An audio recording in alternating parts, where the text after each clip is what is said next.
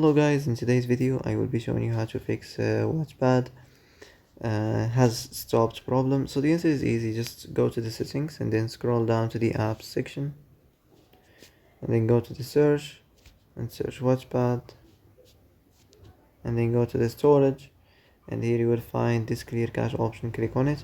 Now you can go check it if it worked, and if it didn't you can try to restart your phone or turn the Wi-Fi off and on, or the Bluetooth or the airplane mode. Also you can try to clear data, but be careful.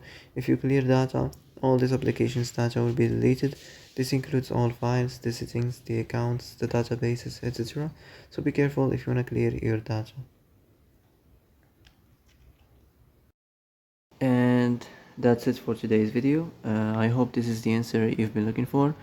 If you like this video, don't forget to like and subscribe, and see you in the next video. Thanks for watching.